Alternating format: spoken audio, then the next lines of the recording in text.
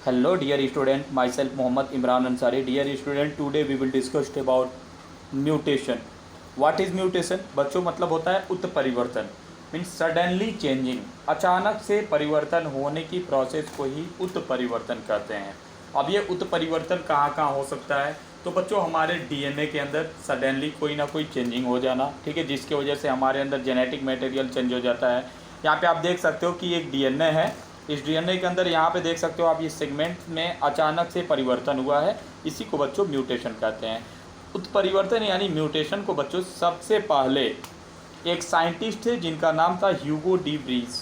Okay dear students, उन्होंने ही बताया था म्यूटेशन के बारे में, और वही अपना एक थियरी दिए थे जिसको म्यूटेशन थियरी के नाम से जाना जाता है। तो आइए बच्चों हम लोग स्टार्ट करते हैं। बच्चों आप ध्यान से समझिएगा, म्यूटेशन होता क्या है। Mutation it is a sudden heritable change occurring in DNA, मतलब ये एक ऐसा हेरिटेबल चेंजिंग होता है जो कि डीएनए के अंदर पाया जाता है, DNA sequence that result change in the genotype and phenotype of the an organism, जिसके वजह से बच्चों ह्यूमन बीइंग यानी कि जो भी ऑर्गेनिज्म है उसके डीएनए के अंदर जीनोटाइप एंड फिनोटाइप यानी उस ऑर्गेनिज्म के जीनोटाइप एंड फिनोटाइप दोनों में चेंजिंग आने लगता है, इसी को म्यूटेशन कहते हैं। नेक्स्ट दे सकते हैं, recombination and mutation lead to variation in DNA. DNA के अंदर बच्चों म्यूटेशन और रिकॉम्बिनेशन ये दोनों मिलके वेरिएशन डीएनए के अंदर लाते हैं। जैसे कि रिकॉम्बिनेशन क्या होता है बच्चों? रिकॉम्बिनेशन बच्चों एक ऐसा प्रोसेस होता है, जैसे कि मान लो ये एक डीएनए है, इसमें मैं एक और एक्स्ट्रा डीएनए ला के ऐसे ऐड कर दिया, तो बच्चों आप देखोगे यहाँ पे दो तरह के आपको डीएनए दिख रहे होंगे, ठीक है। यहाँ पे दो तरह के, एक रेड कलर से बनाया हूँ और एक ब्लू कलर से, आप देख सकते हो। तो ये बच्चों कहलाएगा रिकॉम्बिनेंट डीएनए। इस रिकॉम्बिनेंट डीएनए के वजह से ह्यूमन बीइंग के अंदर या किसी भी ऑर्गेनिज्म के अंदर कुछ ना कुछ चेंजिंग हो जाता है, इसी को बच्चों म्यूटेशन कहा जाता है। डियर स्टूडेंट, यहाँ पे आप देख सकते हो कि म्यूटेशन जो होता है टू टाइप्स का यहाँ पर दिया, एक होता है पॉइंट म्यूटेशन बच्चों और एक होता है फ्रेम शिफ्ट म्यूटेशन। अब आइए हम दोनों के बारे में समझते हैं कि ये पॉइंट म्यूटेशन क्या होता है। पॉइंट म्यूटेशन का मतलब होता है कि डीएनए के किसी भी सेगमेंट के कोई भी एक जो बेस पेयर होता है, जैसे कि यार मान लीजिए पेयर में क्या आप सुने होंगे, एक प्यूरिन एक पिरिमिडिन सुने होंगे, इसमें बहुत सारे बेस पेयर होते हैं, adenine, guanine, thymine, cytosine, uracil, इसमें कुछ ना कुछ चेंजिंग हो जाता है बच्चों, जिसके वजह से म्यूटेशन उस प्रोसेस को कर सकते हैं। जैसे कि यहाँ पर आप देख सकते हो, सबसे पहले पॉइंट म्यूटेशन क्या है, ध्यान से समझिएगा। डियर स्टूडेंट, सबसे पहले तो जान लीजिए कि जो डीएनए होता है बच्चों, डीएनए के अंदर ए के साथ हमेशा बच्चों यहाँ पर ध्यान दीजिएगा डबल बॉन्ड के साथ टी जुड़ता है। मैं आपको ऐसे बता देता हूँ, ए के साथ डबल बॉन्ड के साथ टी जुड़ता है, जी के साथ ट्रिपल बॉन्ड के साथ सी जुड़ता है। फिर मान लीजिए ए के साथ यहाँ पर टी जुड़ा और जी के साथ मान लीजिए यहाँ पर सी जुड़ा, ठीक है। ऐसे ये क्रम चलता रहेगा। अब क्या हुआ बच्चों, यहाँ पे अचानक से इसमें वेरिएशन हुआ, यहाँ पे अचानक से म्यूटेशन हुआ। म्यूटेशन में क्या हो गया, ए के साथ तो डबल बॉन्ड के साथ टी जुड़ा ही है, लेकिन बच्चों यहाँ पे उल्टा हो गया, सी के साथ बच्चों यहाँ पे ट्रिपल बॉन्ड से जी जुड़ा है, थोड़ा सा ये म्यूटेशन हो गया। या यहाँ पे हम कह सकते हैं जी के साथ यहाँ पर मान लीजिए ट्रिपल बॉन्ड के साथ सी जुड़ा है, और या हम यहाँ पे मान सकते हैं ए के साथ बच्चों टी जुड़ा है, यानी कि आप देखेंगे तो इससे ये कुछ ना कुछ क्या होगा, अलग हो जाएगा। तो यहाँ पे देखेंगे कि यहाँ पे चेंजिंग हुआ है, कि यहाँ पे मतलब एक किसी न किसी बेस पेयर पे चेंजिंग हो जाता है, इसी को बच्चों पॉइंट म्यूटेशन कहते हैं। इस पॉइंट म्यूटेशन से भी हमारे बॉडी के अंदर बहुत सारे कैरेक्टर क्या होते हैं, चेंज हो जाते हैं। तो बच्चों याद रखिएगा, इसमें होता क्या है, it is the mutation due to the change of single base pair of DNA, यानी डीएनए के अंदर जो सिंगल बेस पेयर होता है उसमें कोई चेंजिंग होता है। जैसे फॉर एग्जांपल के तौर पे आप देख सकते हैं सिकल सेल एनीमिया, ठीक है, यानी कि हमारा जो ब्लड होता है वो सिकल सेप्ड हो जाता है, मतलब कि हंसुआ के जैसे हो जाता है, हंसिया का रुधिराणु इसको बोलते हैं बच्चों, इसको याद रखिएगा। यहाँ पर देखिए आप लोग TAACTGCCAGGT ये आप देख रहे हैं, लेकिन आप बच्चों यहाँ देखेंगे तो टी मैच कर रहा है, ए भी मैच कर रहा है, ए भी मैच कर रहा है, एंड सी भी मैच कर रहा है, बट यहाँ पे बच्चों देखिए टी है बट यहाँ पे ये सी हो गया है। तो यहाँ पे थोड़ा सा एक पॉइंट यहाँ पे आप देखेंगे तो चेंजिंग हुआ है, इसी को बच्चों पॉइंट म्यूटेशन कहेंगे। अब पॉइंट म्यूटेशन बच्चों आप ध्यान से समझिएगा, ये तीन तरह का होता है। एक होता है साइलेंट, एक होता है नॉनसेंस, एक होता है मीसेंस म्यूटेशन, ठीक है। तो आप यहाँ पर समझेंगे, सबसे पहले देखिए, यहाँ पर देखिए, सबसे पहले डीएनए लेवल हम लोग देखेंगे बच्चों। जो आप देख सकते हैं यहाँ पे TTC लिखा हुआ है, बट यहाँ पर आप देखेंगे तो TTT आ गया है, यानी कि यहाँ पे देखिए एक पॉइंट म्यूटेशन हुआ है।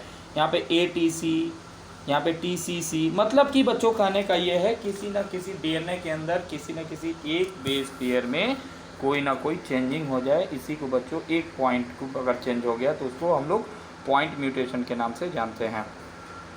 उम्मीद करता हूँ पॉइंट म्यूटेशन आप लोगों को समझ में आ गया होगा। पॉइंट म्यूटेशन का बेस्ट एग्जांपल होता है सिकल सेल एनीमिया, यानी कि एक डिजीज़ है सिकल सेल एनीमिया हो जाएगा किसी को। अब देखिए बच्चों, हम लोग फ्रेम शिफ्ट म्यूटेशन के बारे में बात करेंगे।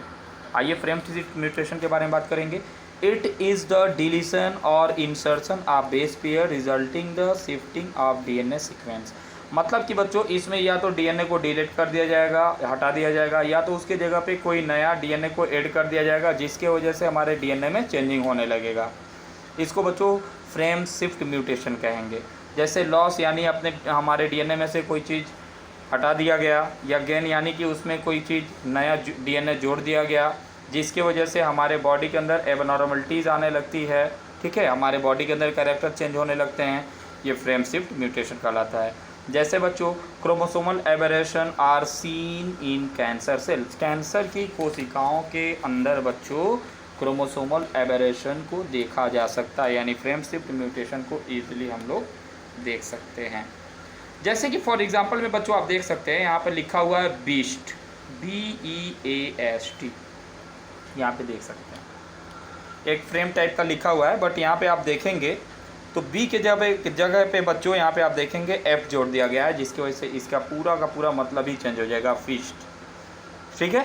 अब देखिए, अब आगे बढ़ेंगे तो इसमें एक यानी इस बी के साथ एक आर को इसके साथ जोड़ दिया गया, यानी ब्रेस्ट यहाँ पे ऐड कर दिया गया, यहाँ से हटा दिया गया था, ठीक है। अब यहाँ से ए को भी हटा गया, यानी ब्रेस्ट हो गया, इसका भी मतलब अलग हो गया। अब यहाँ पे एस को टी और एस को जोड़ दिया गया, यानी बीट्स हो गया। यानी कि बच्चों किसी चीज़ यानी किसी नए डीएनए सीक्वेंस को हटाना या नए डीएनए सीक्वेंस को जोड़ना, ठीक है, या वहाँ से डिलीट करके नया ला देना, ऐसे प्रोसेस करने पे क्या होता है, बॉडी के अंदर चेंजिंग होना शुरू हो जाता है। इस प्रोसेस को बच्चों कहा जाता है फ्रेम शिफ्ट म्यूटेशन।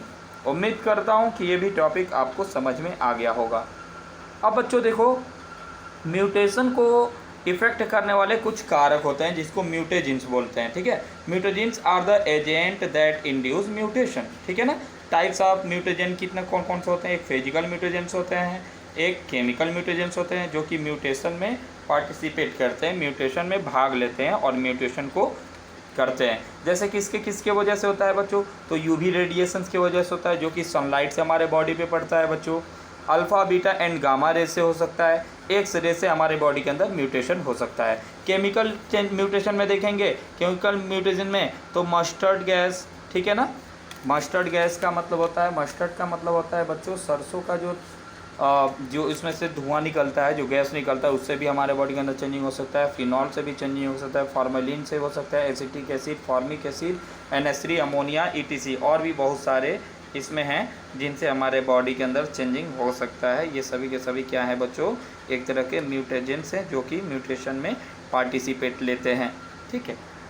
जस्ट इसके बाद से हम लोग बात करेंगे बच्चों पेडिग्री एनालिसिस के बारे में। तो आइए इसको भी समझ लेते हैं, what is pedigree analysis. Dear friends, यहाँ पे आप देख सकते हो कि ये एक मेल एंड फीमेल है, इनसे ये लड़का पैदा हुआ, एंड ये एक मेल एंड फीमेल है, इनसे ये लड़की पैदा हुई। अब इन दोनों का शादी हुआ तो ये पैदा हुए, ठीक है।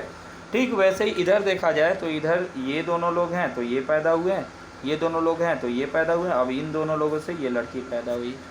अब इन दोनों के मिलने से फर्टिलाइजेशन हुआ, रिप्रोडक्शन हुआ, अब जाके ये पैदा हुए।